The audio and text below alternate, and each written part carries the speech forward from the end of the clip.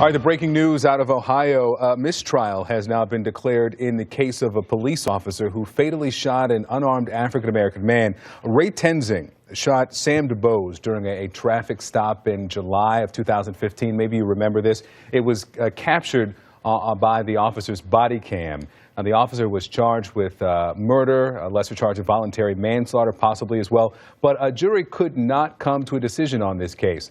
Tenzing testified that he shot DuBose after he drove away and was dragged by the left arm. Prosecutors disputed that claim. Let's talk about this. We've got back with us attorney Page Pate, a criminal defense attorney. Page, thanks for coming back for this. Sure. 25 hours of deliberation, and a lot of this hinged upon the body cam video. So before we start our discussion, I just want people to watch it. I have to warn you at home that what you're about to watch could be a bit disturbing, but we should watch it. Let's do that. Take your seatbelt off for me. I didn't even do that. Good, take your seatbelt off. Stop! Stop!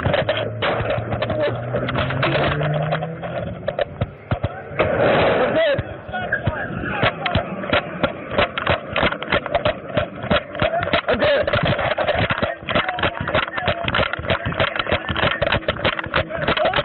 Man, just driving down the side of the road!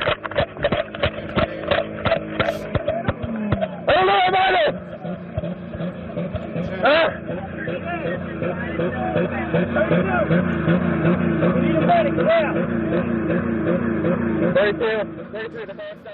All right, so that's the video that's been at the center of this case. The difficulty there, I think anybody understands, is that it's hard to tell exactly what you're looking at here. Right. The officer says that his arm got caught, he was dragged, and he thought that he was going to be killed. That's why he fired. Right. And in cases like this, if you have an officer testifying to one set of facts and you cannot definitively disprove it by video, jury's usually going to believe the officer. But what happened here is we obviously have a split in the jury, and that's why a mistrial was declared. They could not reach a unanimous verdict. Now, we don't know if it's 11 on one side and 1 on the other side, but when they cannot get together and be unanimous on it, the judge ultimately has no choice but to declare a mistrial. 25 hours of deliberation before they got to this point. Is that something you would have expected, that it would have gone on for several days before they say, listen, we can't come to an agreement here? You know, there's nothing in black and white about how long a jury must deliberate. The judge usually makes some inquiries. Are you guys making any progress? I know that the judge received a note from the jury saying we are deadlocked, and he received that, last week, like on Friday.